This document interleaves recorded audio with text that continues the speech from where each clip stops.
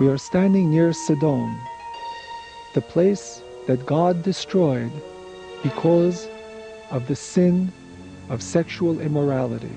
It was in Sodom and the surrounding cities that once a year the residents would go to an oasis and they would engage in all forms of sexual perversion, irregardless of marital status. This is a terrible sin. It is a violation of the fifth universal commandment: do not pervert love. The object of marriage is the making of a home, and the essence of the home is the woman. And the woman's body itself is like a home, and any treating of her sexual capacity carelessly is a violation of the ability to make a home. Christianity has made such a big ado about an emphasis on sex, and anybody that's been married and divorced and marries again is living in a state of adultery. And so you get into illicit sex and you find out what is legitimate sex, and it makes a complete reevaluation of everything you've ever been taught about marriage, divorce, remarriage, what is kosher and what is not kosher as far as sex is concerned. Many people ask what harm homosexuality can do, seeing as it's just two people living together in a house share and getting whatever pleasure they think they can out of it. But in fact it runs much deeper than that. It's a sin against the Almighty who commanded against it, even though we may not know all of the reasons, and it's a sin against the children who would have been born from people who are using their sexual capacity wrongly. It's impossible for two men to rear children and to pretend that they're a household. And it causes the individual to fade and die because his sexual capacity is being used in a way that doesn't outlive him. It dies with him. It's true, people enjoy better intimate relations when they know that their partner, their mate, is dedicated and loyal to them. Keeping the law, not to commit adultery, to remain loyal and faithful to your husband or wife, definitely pays off in earthly dividends. Protection from sexually transmitted diseases and the true bonding pleasure that comes from being able to surrender to someone you completely and absolutely trust. Do not commit adultery or incest. The principle of love. Prohibitions include illicit relations with one's mother, father's wife, maternal sister, someone else's wife. It also forbids homosexuality, bestiality. Benefits. Creates happy families and satisfying relationships. Prevents transmission of sexually communicable diseases. Provides nurture and trust needed for marriage bonds to deepen and grow.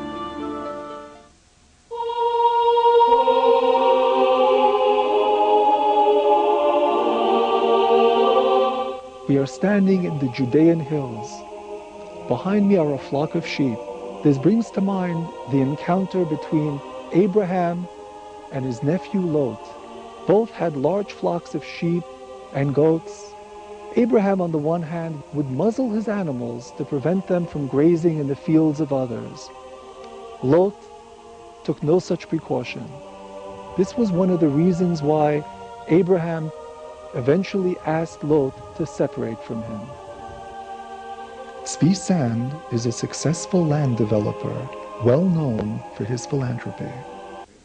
There is one mitzvah, one commandment that you could test God with, and that is the giving charity. And God says, test me, give to the temple, give to God, and you'll see how I will open up the clouds and pour upon you until you say enough.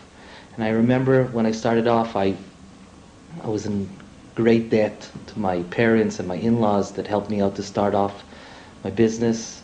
And right after giving a lot of charity, 20% of my earnings, I started to see deals starting to close and fortunes really starting to pour in. And I saw indirectly that God is pouring upon me great wealth because I wasn't taking it for myself, but I was sharing it with the needy. And I think that really correlates directly to the commandment not to steal. The minute you know that the money is not yours, and it's for you to hold, then there isn't a need even for a commandment not to steal. God applied sanctity to property and made stealing a matter for his personal concern.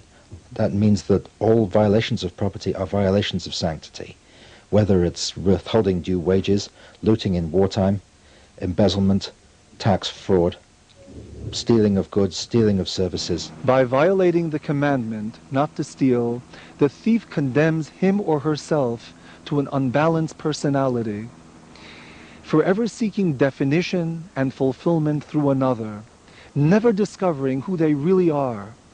Why is this so? Because stealing is a sign of emotional immaturity. There is almost always another way of having your needs met.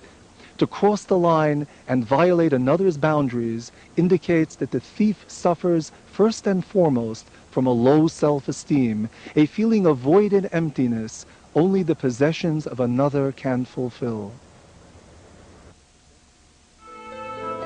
Principle of dominion.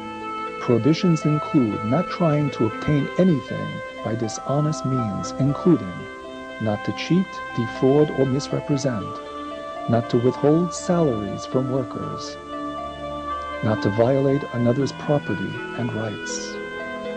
Benefits include obtaining the trust and respect of others, making them want to benefit you in every way, enables you to get your true portion, your rightful share, what was intended for you from the beginning.